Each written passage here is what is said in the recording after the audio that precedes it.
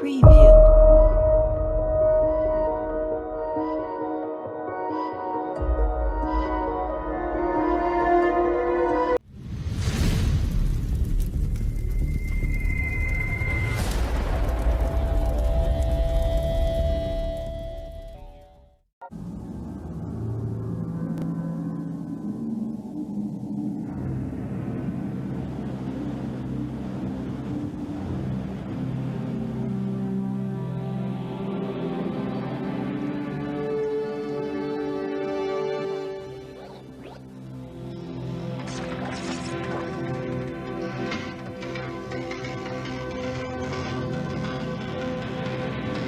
I've lost a lot of faith in the news media and the way they operate, you know, the way they present information sometimes.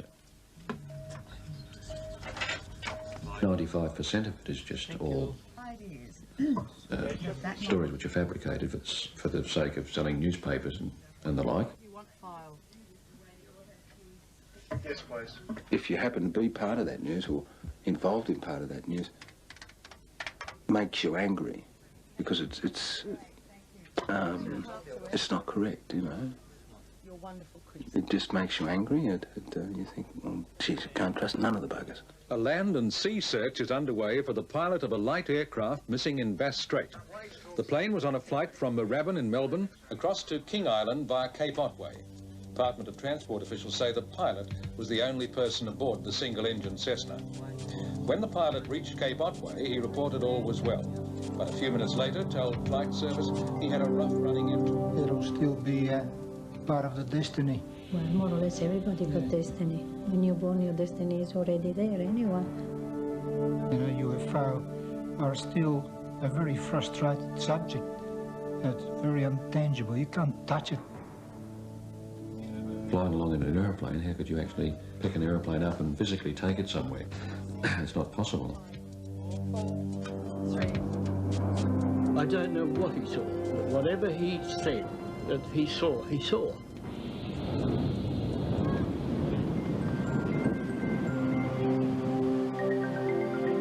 That motor control airplane, the little one. Yeah. Right, started from there. He was only 12 months old, put on this way, he can't understand, more or less, but he loved the noise, you know, up and down.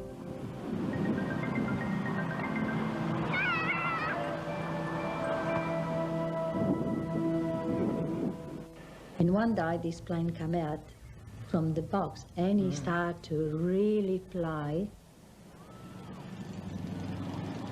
You know, he jumped a fence, he broke a window, normal, nothing special, and not a genius like people they try to say, oh, he was a genius or something, nothing like that. Sometimes he was good at school, sometimes not. It was hard for him. I mean, you know, like a normal person. The ups and downs. Yes. Yep. Corporal Frederick Valentich, a member of the squadron from the 18th September 1973 to 16th of March 76. During this time, Corporal Valentich proved himself to be a most capable and enthusiastic cadet. It is understood he now wishes to enrol for the commercial pilot course, and to this end we wish him well and have no doubt he will apply the same keenness and efficiency towards this course as he did in his career as a cadet member of the squadron. And I signed it. And these kids are normal kids. They're not, you know, they come from suburbs all around Melbourne. Our objective for existence is to give young people an insight to aviation. They get an insight to what it's like to put the uniform on and spend a week or 2 weeks living as an Air Force person.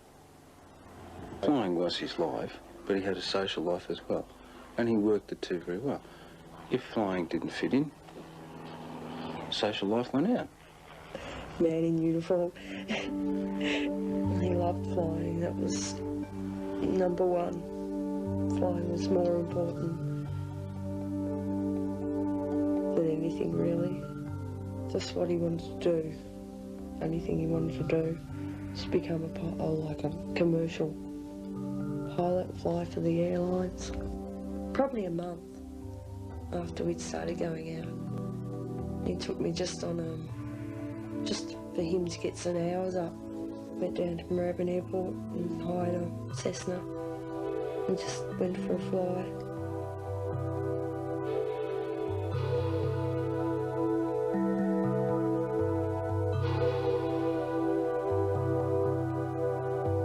liked aerobatic flying as well. Took me aerobatic flying. And that was a thrill. It was great. And I took them as we flew up. That was the best one, with the clouds. Just looked like a blanket of clouds. Wanted to just jump out of the plane and walk along it. The blanket looked so solid. And we had a few troubles on the way up. He was real calm and didn't worry about it. Aircraft engines, he had an interest in the engines themselves. Airmanship, yes, he loved flying. He loved it very much. His wish was to go into the Air Force, but he was just a little bit too old, and unfortunately, to my mind, he gave so much to the training corps that he missed out on a lot of opportunities.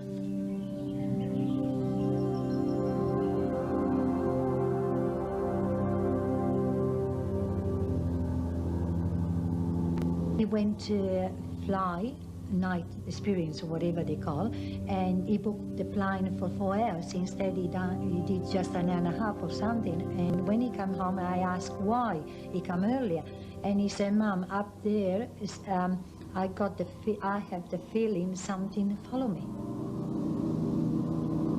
I asked him if he's not lonely in the dark, especially during the night. Anyway, he said, "No, it's something marvelous, beautiful. You can see the star, you know, and I feel really great up there." The night before he went missing, he was at my place, and he did say he was scared of flying over the water. But he wasn't like scared like what the meaning of scared is, as you know, terrified of. He was more scared of, the way he put it, was the water.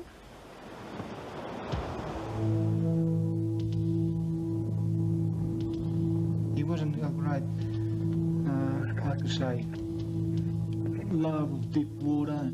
He wasn't a great love of swimming. Well, he's supposed to pick me up. He said 7:30, 8 o'clock. It depends on, you know, how long it would take him to come back. And from King Island, and it was 7:30, and I thought, oh, well, you know, he's probably on his way back or whatever. And it got to 8 o'clock, and I thought, he'll ring me soon, because he used to always ring, you know, and say, I'm late, you know, I'm on my way.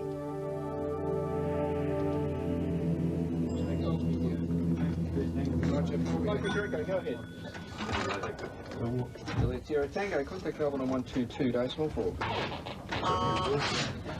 Hotel Echo, contact Melbourne. Call you my time, 304. White Charlie, Echo Mill, so it's terminated. Taxis, Kumar. It's a subject, I suppose, which can easily be sensationalised and distorted. And what has happened is fairly straightforward, really, even though it's extremely mysterious.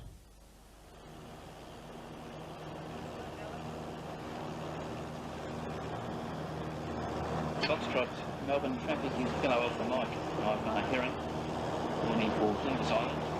Warning of 187,000 Flinders Island. There is military airspace, military restricted areas associated with Point Cook down in that vicinity, right, but it was not active. So hence when he said, do we have any large aircraft planned to operate in the area, and then he mentioned military aircraft, well, of course, it threw us into a bit of confusion, because we should have had details on that type of operation. Thanks. Well, initially I thought what he was saying was there was a large aircraft operating in his area, possibly a military aircraft, and why didn't we know about the aircraft? Well, I went to control. I went to the air traffic controller, the radar controller, and to see if he had a radar paint on any large aircraft operating down that way. And unfortunately, the altitude of 4,500 wasn't high enough for the radar to pick up anything. what he was seeing was not an aeroplane and was possibly a UFO or some atmospheric phenomenon. He mentioned I think a couple of green lights, a white light and a red light, and a sort of a silver metallic-like shiny surface.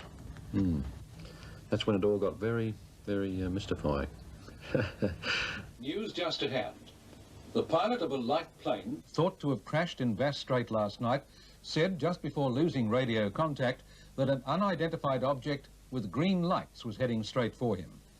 The frightened pilot told air traffic controllers that it was hovering on top of him and that it was not an aircraft, seconds prior to him being snatched away by the UFO. Mr. Valentich, what do you believe has happened to Frederick? Well, I really believe that he must have been struck with certain unidentified object. Pilot of the aircraft radioed the Melbourne Flight Service unit here at Tullamarine and reported he was over Cape Otway, proceeding for King Island. Mr. Valentich, what do you think happened to your son? Well, it's hard to say, but I really believe that he must have been interfered with some unidentified object. It was at that point that the conversation became decidedly mysterious. It's a fairly far-fetched sort of theory, isn't it? Yes, it is. The father of missing pilot Frederick Valentich said yesterday he hoped an unidentified flying object had been involved in his son's disappearance.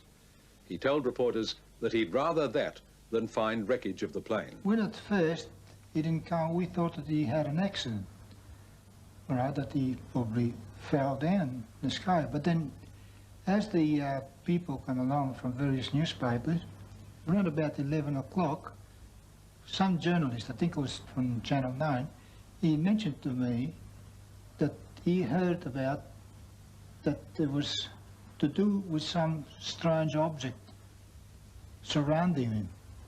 And when we first heard, that was the first hint that we have about UFO. And as they tell us, myself and my wife, we felt much more relieved because we knew that Frederick always mentioning about UFO, that he would like to meet one, and our heart really opened up with a great big hope. When I heard that, and I was more or less put on this way, don't get me wrong, I was happy. Because I said, at least he's somewhere. You know, not just wings on a sea or crash or on a land or whatever. I rang Moorabbin Airport straight away, and they said to me, how are you related? You know, why are you inquiring? And I said, oh, I'm Frederick's girlfriend, if it's Frederick. And then they said, yes, it is. Well, the message I got through was, Fred's gone. I said, yeah, well, that's good. And she said, he's gone. I said, well, he'll come back. He said, he probably hasn't gone far. It's sort of came on. I realised that what she meant by gone was she meant he'd gone into the bay, or he'd gone into a mountain or something like that. And I started to show more signs of life then. I made a few phone calls. I got a call, first of all, from John Gibbs, and he suggested that perhaps I could see what I could do. Well, what I did, I rang the Tullamarine people and spoke to people there, and then I rang Moorabbin. It was fairly evident a pretty well-organised, full-scale search was to be conducted.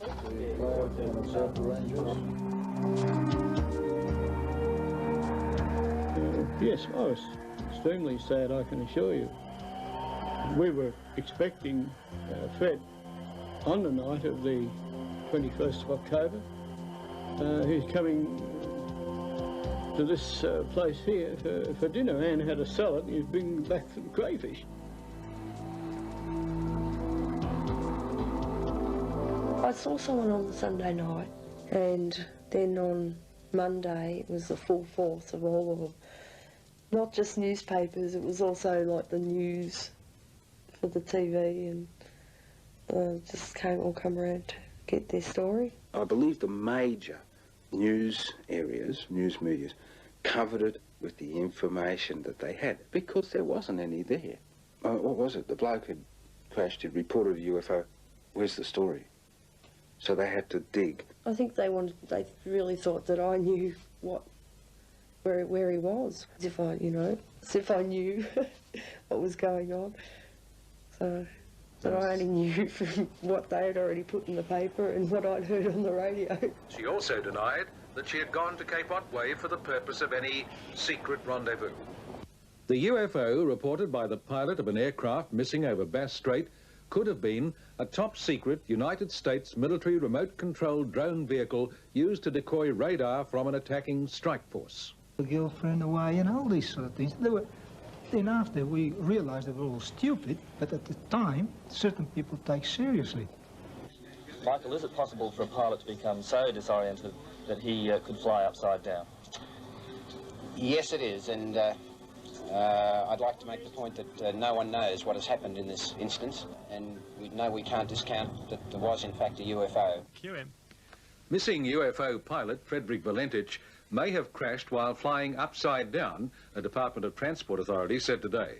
The department believed it was possible the pilot became disorientated and was seeing the lights of his own aircraft reflected in the water. There's no way that you can lose control of an aeroplane, and basically when you do become disorientated, it's called spatial disorientation. You've lost control of the aeroplane. You fight to regain your orientation, and it is, you know, it's quite a strange feeling, really. There's no way that you can speak on the radio like he was talking to me. Not as if it's happening to you and you don't know about it. As he was flying inverted in the fading twilight. Of course, what they failed to mention is a Cessna 182 is unable to fly upside down for longer than 2 or 3 seconds without stalling, and the conversation lasted for 7 minutes. An actor's recreation, based on the official transcripts, is all that's left of that night's conversation. No one has heard the tapes except you and a few other select people, but there have been, they have taken it down, though, and you could read it somewhere. Oh, yes, yes, the transcript, yeah. So he said he sighted an object. That's right. The Department of Transport is refusing to release its tape recording of missing pilot Frederick Valentich's description of his confrontation with a UFO. The spokesman would not elaborate publicly on why the tape recording of Valentich's final moments could not be released. But a Sydney ufologist told the 4th annual UFO conference that investigators and officials should think before releasing things to the media, because it often led to sensational publicity and harassment of the individuals concerned. He noted the sensitivity of the family must be respected.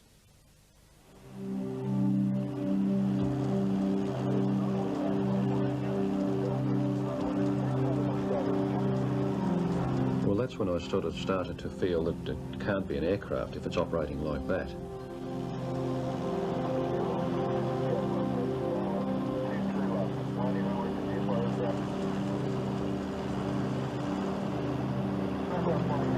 Which seems to indicate that he was looking at it and it just disappeared.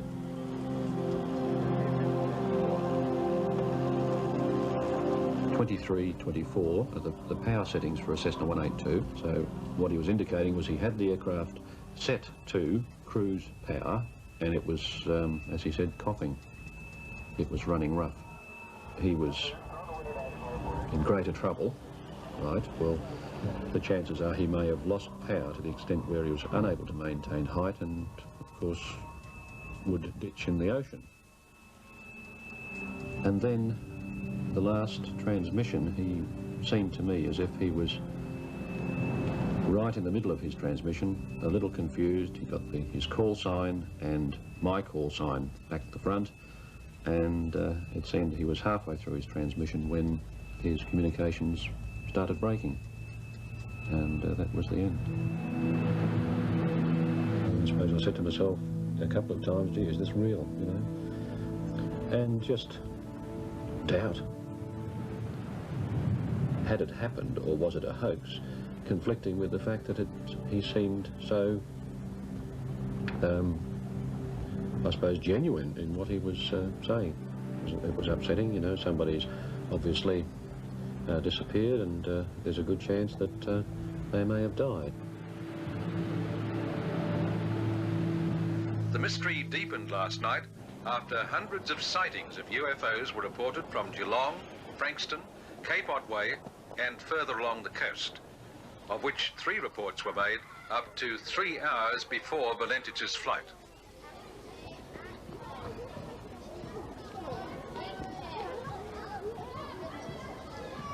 To him, UFO were a real thing. When he was just young, 15 years old at high school, he was actually having fear, he was scared of UFO. They come and divided the family.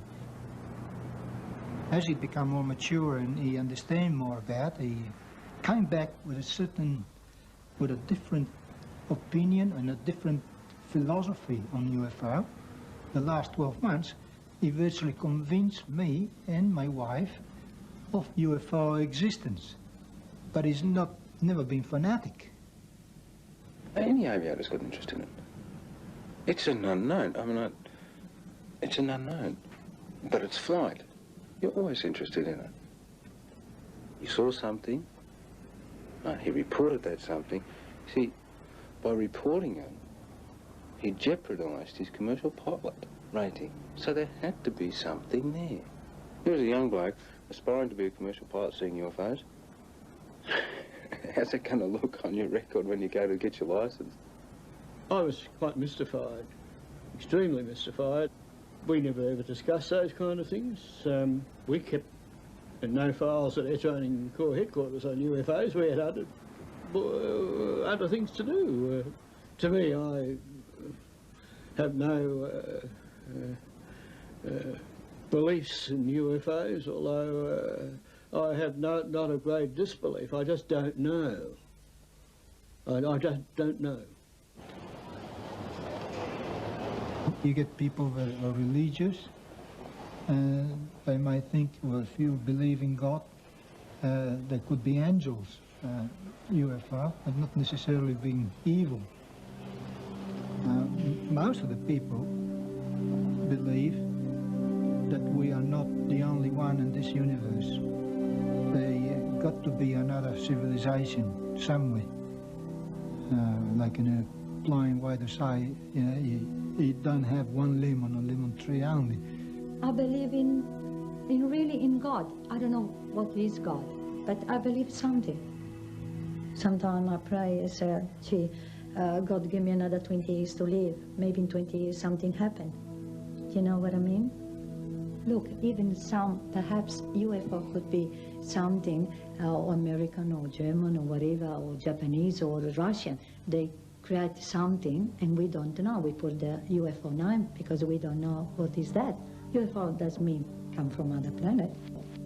I believe in God, but it's only what you hear, isn't it? It's the Bible's been translated so many times. I mean, it's just like UFOs, isn't it? You don't know if it's real or not. I think he's alive. And I have this, like, you know, you get this gut feeling that he's still alive. But where, I don't know. Because there's no facts there, you know, to say, yes, he's dead, you know. Well, all the facts said that if he was in the water more than 12 hours, he'd be frozen to death because the water was coming off the Antarctic at that time of the year. We hoped and hoped, I suppose, for 3 or 4 weeks. I've only recently, I think, accepted the fact that he's gone, finished, it's over, it's done, that he's dead. I've lost a friend, a good friend, and a good member of staff. And you don't get over those things, really. You never forget. I felt virtually on the night it happened he died. I don't think the aeroplane is anywhere but at the bottom of Bass Strait somewhere. No, never. It's that some people, they try to convince me he's somewhere there, but I never, I'm not accept, and I never will accept that anyway. No. Well, I wouldn't say that. I wouldn't not accept it. You know, he's got maybe killed, but providing that someone comes with a true fact and theory that it did happen. Yeah. Well, Guido, all I can say is I hope that you keep hoping, and I hope that your hopes come true. Yeah. I mean, I don't know if I really want to find out if there are UFOs or not for the sake of finding them, but I hope that you do too, and I hope that you can once again be reunited with your son, maybe. Okay, thanks for coming in tonight. To the world of the occult and take a look at devil worship. And we meet a man whose son was kidnapped by aliens in a spaceship. Reporting on a mystery that's exactly 7 years old. The coroner says there's simply not enough evidence to justify an inquest. More in a moment. You'll remember that 10 years later, Fred has never been found, but his father Guido believes that his son is still alive, possibly even held by aliens, as some people suggest. Would you please welcome Guido Valentich? I wonder if he had been taken aboard a UFO and had come back, would anyone believe him? October 21st, 1978. 20-year-old Frederick Valentich took off to fly 120 miles from Melbourne, Australia, across the Bass Strait to King Island. Valentich was scheduled to pick up some fish for a small market that employed him. Despite his youth, he was experienced enough to be a flight instructor, and Frederick Valentich had flown this route many times before.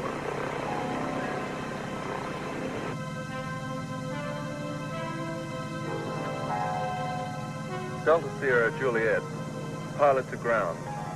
Is there any known aircraft in my vicinity below 5,000 feet?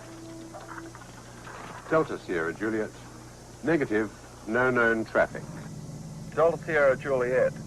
There seems to be a large aircraft below 5,000 feet. Delta Sierra Juliet. What type of aircraft? I cannot confirm, but it's 4 bright lights that appear to be landing lights. Unknown aircraft has just passed over me, about 1,000 feet. Is large aircraft confirmed? Delta Sierra Juliet, affirmative at the speed it's travelling. Are there any RAAF aircraft in the vicinity? Negative. Confirm you can't identify aircraft. Affirmative. Delta Sierra Juliet, Melbourne. It's approaching from due east of me. It seems to be playing some sort of game, flying at a speed I can't estimate. Stephen Roby, air traffic controller on duty then, explains the reported UFO's movement. Times and coming from various directions. And then he started orbiting, and the aircraft was orbiting above him. And on several occasions, he sort of stated that towards the end it wasn't an aircraft. And he described it as having a sort of a green light on it, and also it appeared to be a sort of a silver metallic colour. Delta Sierra Juliet. What is your altitude? Delta Sierra Juliet, 4,500 feet. Delta Sierra Juliet. Confirm you can't identify aircraft. Affirmative. It's not an aircraft, it's... Guido Valentich is Frederick's father. Night. He's supposed to join us with friends where we went for some movie, family movie projection. And that night, he never turned up. He didn't ring up. Normally, he's always, when he go for a trip, when he return at the airport, he normally would have called us, you know, I'll be home after an hour or so. But that night, it was quite strange, you know. We didn't know anything about it. We got home about 11 o'clock and he wasn't home. My wife then started to worry about it. And so, you know, I said, oh, this is too late to start inquiry. Can you describe it? Delta Sierra Juliet. It's flying past. It is a long shape. Cannot identify more than that. Coming for me right now. And he described it as being of a long shape, and as I said before, a silver colour with the various lights on it. And he actually did say it wasn't an aircraft. So it's very strange. It appears to be stationary. I'm orbiting. The thing, it's orbiting on top of me. It has a green light and a sort of metallic light on the outside. It seems to have vanished now. Confirm it has vanished. Affirmative. Do you know what sort of aircraft I've got? Is it military? No military traffic in this area. It was 8 o'clock, 8:30 in the morning. Nothing still happening, and couldn't see any sign of him, and I was just about to get up and maybe get on the phone, where all of a sudden a couple of uniformed blue slack-legged walk in the front door, and at that time we realized immediately that something was wrong. Delta Sierra Juliet, engine is rough idling and coughing. Delta Sierra Juliet, what are your intentions? Proceeding King Island.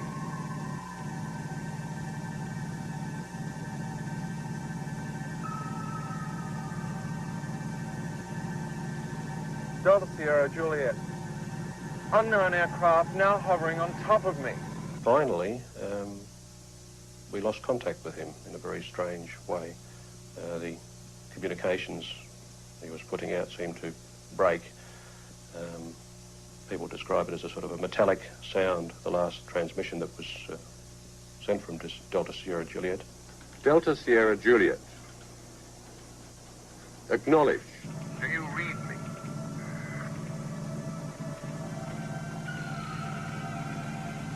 Do you read me? Delta Sierra Juliet. Repeat. Do you read me?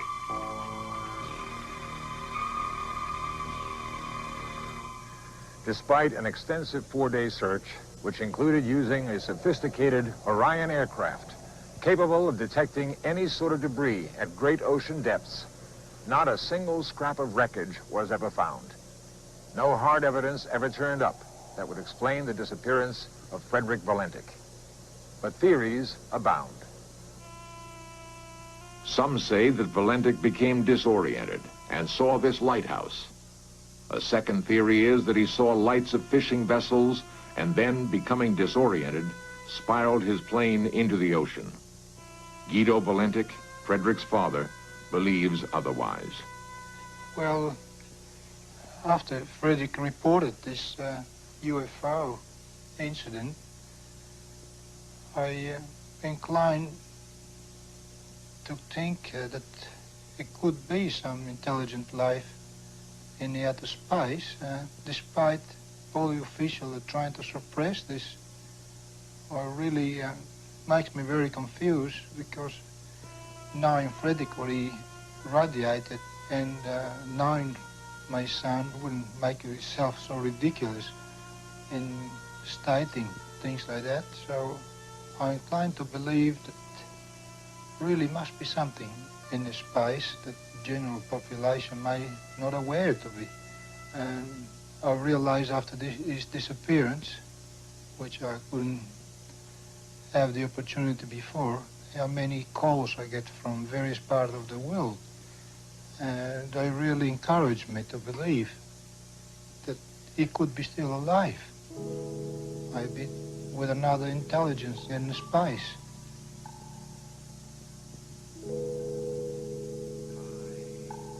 One of the most bizarre attempts to prove Valentich still lives is conducted by New Zealand psychic Colin Amory.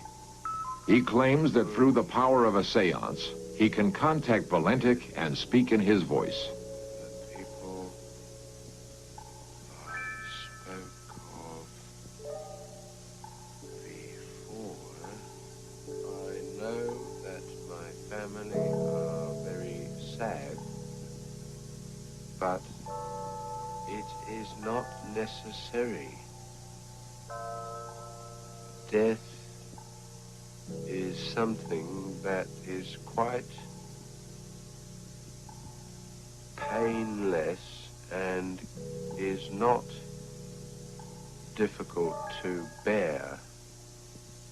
Valentich's plane and the supposed UFO were beyond the reach of radar, thus making it impossible to confirm his report. And the taped conversation between Valentich and the air traffic controller has never been released. The Australian Civil Aviation Department has refused all requests to hear that tape. The department will not give any reason for its refusal.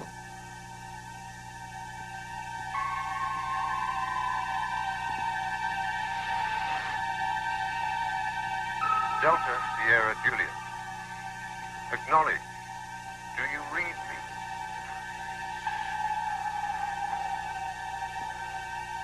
Repeat. Do you read me? There have been hundreds of planes that have disappeared without a trace. Valentich's disappearance is the single documented case where a plane has vanished after claiming contact with a UFO.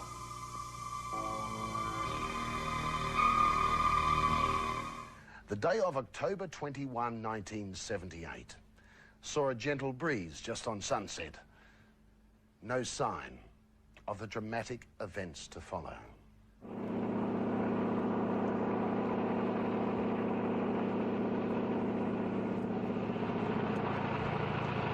Delta Sierra Juliet, Melbourne. What type of aircraft is it? Delta Sierra Juliet. I cannot affirm. It is 4 bright, and it seems to me like landing lights. Delta Sierra Juliet, roger. Is there any Air Force aircraft activity in the vicinity? Delta Sierra Juliet, there is no known aircraft in your vicinity. It was a clear Saturday night when Flight Services Officer Steve Roby became the last person to have any contact with a young pilot by the name of Frederick Valentich. At speeds 2-3 times I could not identify. I personally don't think that he fabricated his disappearance. Like many, Valentich's family, particularly his father Guido, believe he was taken by something from another world. I believe that he was involved with an extraterrestrial. UFO expert Paul Norman investigated Frederick Valentich's disappearance. His verdict? Definitely a close encounter of the first kind. As far as I'm concerned, it was a genuine UFO. It's just on 14 years since Frederick Valentich's desperate radio call from over Bass Strait. To this day, no trace has been found of him or his plane. Why not? Can someone simply disappear off the face of the Earth? It was 3 days before that fateful night that Valentich started down the road that would end in his destruction. On October 18, 1978, a young civil pilot went to Melbourne's Moorabbin Airport trying to hire a plane. G'day. G'day. I'd like to hire a plane to fly to King Island. The weather's closing in Bass Strait. It's too dangerous to fly there today. I've flown in bad weather many times before. 3 days later, he was back. The weather was fine, and Frederick Valentich got the okay to fly to King Island. When VHDSJ was cleared for takeoff, all was normal, except for one thing. Valentich had not alerted anyone on King Island that he was coming. No one called, so there was no one there to turn on the landing lights. Clear for takeoff, 320, stand to 15. If anyone should have known a light plane was on its way to King Island, it was Brian Jones. As flight service supervisor, it was his job to light the runway for incoming night traffic. I remember the day quite well. It was a Caulfield Cup day, and I've been playing golf. Brian, phone call. When I got a phone call to say that an aircraft was missing across Bass Strait, which was Delta Sierra Juliet, the Cessna 172. It should have been a routine 69-minute flight from Moorabbin, along the coast to Cape Otway, out over Bass Strait and on to King Island. But as the drama was unfolding in the night sky, other strange events were about to unfold on the ground. On that night, I decided I'd go up on there outside the hut and take the sun setting in the beautifully into the west. I took a series of photographs, about 6 in all, at around about 15, 20-second intervals, and that was it. Roy Manifold never saw or heard the mysterious object he caught on film. He could not explain the image he'd captured, and nor could Kodak. They come back and they said, oh, there's definitely not a developing error. It's nothing to do with the film or the development of the film on the print, but they couldn't explain what it was and why it was there. Paul Norman had no doubts what was on the film. He sent the photos to the laboratories of Ground Saucer Watch in America. What they discovered was a solid, metallic object about 7 metres in diameter, about 2 kilometres out to sea. It was an unknown object rising from the water, and it had a lot of mist around it, indicating it did come from the water. After takeoff, all was normal for a while. Valentich made routine contact with air traffic control at Tullamarine. It was 19 minutes past 6. The weather was good, visibility excellent, with scattered clouds and light winds. Then came the concerned call. It was to be the last conversation Frederick Valentich ever had. Melbourne Delta Sierra Juliet is not an aircraft, it is... Delta Sierra Juliet, Melbourne. Can you describe the aircraft? Delta Sierra Juliet, as it's flying past, it's a long shape. Few people had ever heard these words. The exact words uttered by Frederick Valentich in his last call to air traffic control. Melbourne, it's approaching now from due east towards me. Delta Sierra Juliet, Melbourne. Delta Sierra Juliet seems to be playing some sort of game. He's flying over me at speeds 2-3 times I could not identify. Delta Sierra Juliet, Roger. And how large would the object be? Delta Sierra Juliet, Melbourne. It seems like it's stationary. What I'm doing right now is orbiting, and the thing is just orbiting on top of me. On King Island, life was going on as normal.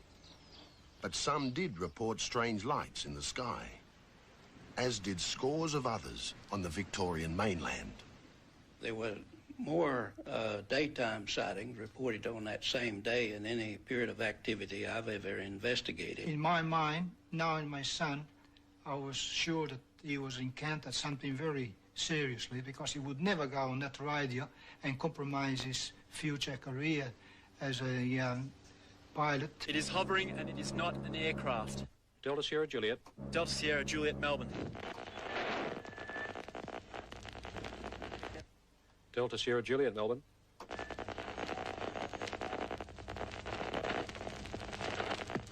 Delta Sierra Juliet. Delta Sierra Juliet, Melbourne. At 7:12 and 28 seconds, those were Frederick Valentich's last words. Then a long and loud metallic sound. The engine had the characteristics, for example, electromagnetic effect. Frederick Valentich was never heard from again. At this moment, he simply vanished. When Brian Jones was finally alerted, it was already too late. A distress phase had been raised on the aircraft, and they wanted me to get out to the airport here, turn on the runway lights and start calling the aeroplane. Delta Sierra Juliet, this is King Island. If you're reading me and cannot transmit, I'll give you the service conditions. The wind is calm. QNH 1028, sky clear. Runway lights are on, and no traffic for your descent. We took off and we flew due north to Cape Wickham Lighthouse, which is the northern tip of the island. It was an unreal night. It was kind of strange for this part of the world. There was no wind, and when we got out to sea just north of Wickham Lighthouse, you could actually see the reflection of the stars in the water. Jones's plane was the first to search in the area. Over the next 4 days, it was joined by civilian and military aircraft, including an RAAF Orion, which has special sensors for tracking metal in water. But not a trace of Valentich or his plane were found. The fact so far, Valentich was flying a single-engine Cessna alone on a clear, still night. There was no other aircraft known to be in the area. Numerous people reported seeing strange lights in the sky all around the Victorian coast. Roy Manifold captures something on film that to this day has not been explained. And Frederick Valentich reports being buzzed by a mysterious flying craft. For Guido Valentich and his family, the mystery has been a 14-year nightmare, made worse by the fact they still don't know the fate of their son.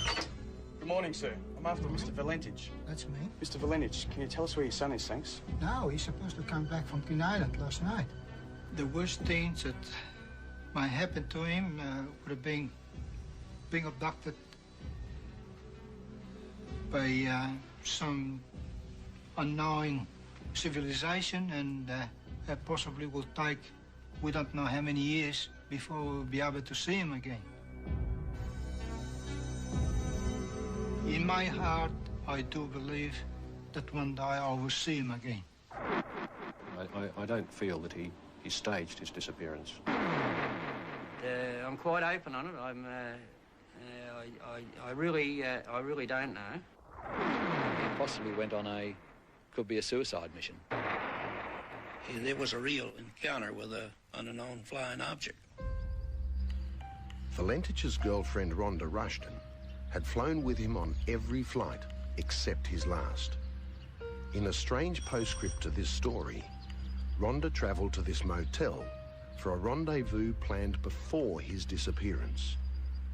The motel manager claims Rhonda asked for Valentich, and when told he wasn't there, seemed visibly upset. This was 7 days after his last fateful radio call. Isn't he the young lad that went missing over Had she finally come to grips with the fact that his disappearance was not a hoax? To this day, this event remains unexplained, as does the disappearance of Frederick Valentich. On October the 21st, 1978, a young pilot called Frederick Valentich took off from Melbourne in Australia. He was never seen again.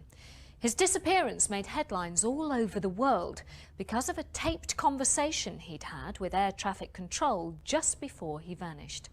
19 years on, his family is still searching for an answer. The aircraft has just passed over me at least 1,000 feet above, over. And it is a large aircraft, confirm?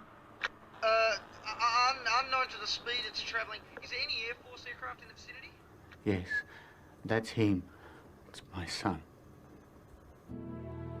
19 years ago, Frederick Valentich was a young pilot in the Australian Air Training Corps. Good morning. Good morning. I will never forget that morning of 21st of October 1978 when I was at the breakfast table and Frederick came in. He was a bit moody sometimes, but that particular day he was very cheerful, and he looked out of the window. What a glorious day to take a flight, he says. You going flying? Yep. Going over to King Island, pick up some crayfish. Crayfish? Can I come too? That was the last time I actually have a contact with my son.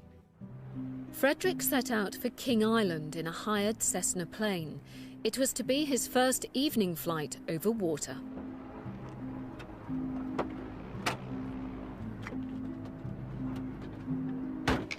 On the other side of the city, at Melbourne Flight Service Centre, Steve Roby came on shift.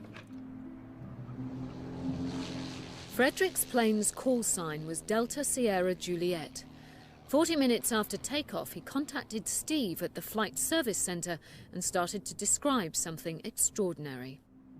Having best Saturday? Yep. What follows is from the transcript of the words which were spoken that night. Melbourne, Delta Sierra Juliet. Is there any known traffic below 5,000? Delta Sierra Juliet, stand by.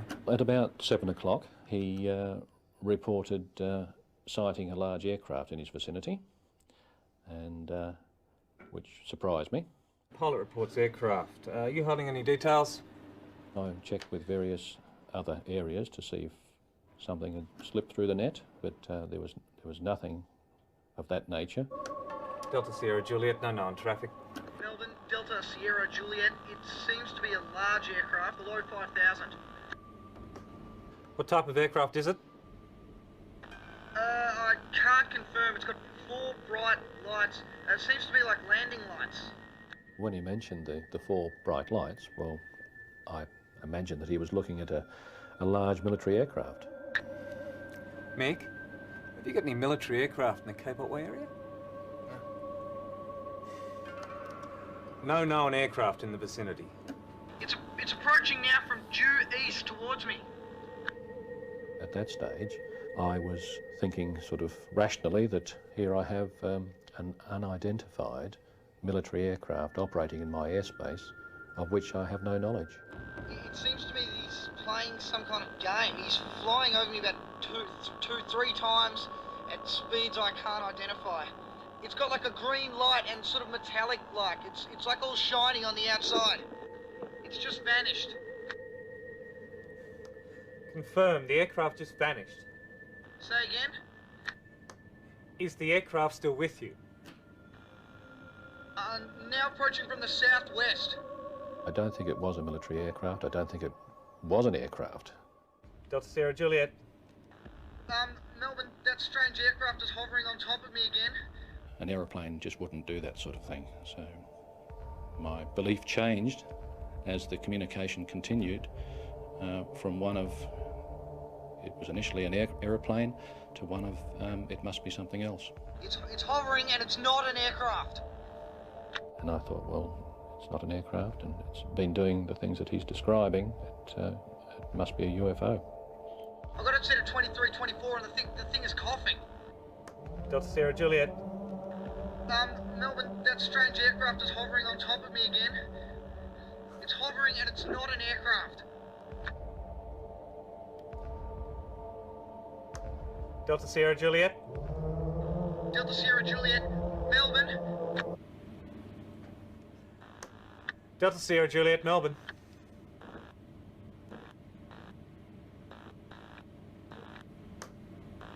Delta Sierra Juliet. That was the final communication. Delta Sierra Juliet. I felt, to a degree, helpless. I mean, you can only do so much on the other end of the radio. Search and rescue, this is Melbourne Flight Service. Commence final alert stage. Delta Sierra Juliet fails to respond. Estimated position south of Cape Otway. A massive search for Frederick was launched, which lasted 4.5 days. It was an unusual incident, and the search and rescue people wanted to determine whether an unidentified flying object did have any relevance to the aircraft's disappearance. I think we had just about every available plane in the air. We had practically a whole fishing fleet in Bass Strait. Had police ground searching. We even had the Navy involved with sonar, but nothing was ever found. The only evidence of what had happened that night was the tape recording of Frederick and Steve Roby's conversation. Guido was called in by the police to identify his son's voice. The aircraft has just passed over me at least 1,000 feet above, over. And it is a large aircraft, confirm? It's hovering and it's not an aircraft. What might have happened to Frederick at that point, it is a multi-million-dollar question. The Ministry of Aviation refused to release the tape to the press, but did release a transcript of the conversation. The UFO content made news headlines worldwide. We had to look at every possible scenario that came up. It's hovering and it's not an aircraft. These, after all, were the last words that this man was known to issue. Delta Sierra Juliet. Whenever I've thought about it since the event, I've always felt that he somehow wanted to stage his own disappearance. He possibly wanted to suicide. He was a bit strange. He was into UFOs. He's had a bedroom full of material on UFOs, and he didn't file a return flight plan. I tend to think that he wanted to disappear. He wanted to fly off into the sunset and never come back. Delta Sierra Juliet, do you copy? Fred had no strong reason, I believe, to undertake any faking of the scene or whatever it might be. He had a very strong relationship with his parents. He could see where he was going to head. He wanted to be the youngest registered commercial pilot in Australia in a short period of time, and he was on the road to doing that. And that's why I can't see any reason for him to do this. It's got 4 bright lights, and it seems to be like landing lights. One of the theories that was around at the time was that Fred had become disoriented, because when you're flying along, particularly at dusk when you can't see the horizon, you could quite easily be flying along upside down. Now, there were 2 lighthouses. There were the aircraft navigation lights. As you got close to the water, they would be reflecting from the water. That could quite easily have been the lights he saw. And if you were doing that, of course, crashing into the sea is a very likely thing to happen. We will never know if that's true, but it's a very plausible explanation for what happened, far more plausible than the UFO explanation. He's playing some kind of game. The explanation or suggestion that Frederick Valentich was flying upside down in his Cessna just doesn't hang together simply because we're dealing with a situation that lasted 6 minutes and the mechanics, particularly of the fuel system, it just wouldn't allow a Cessna to fly upside down for 6 minutes. And the problem, unfortunately, we have is we don't have Frederick to talk to and we don't have the Cessna, and until such time as either one of those things are available, perhaps this mystery is always going to be that. Delta Sierra Juliet, do you copy? Nearly 20 years later, the official files on Frederick's disappearance remain open. Guido is still no nearer to discovering what happened to his son. I'm very confused. I don't know what to think. On the 21st of October, I'd like to go to Cape Otway, and I'm going there because I'm hoping that one day somebody might send me a message that could really reveal the great mystery of my Frederick disappearance.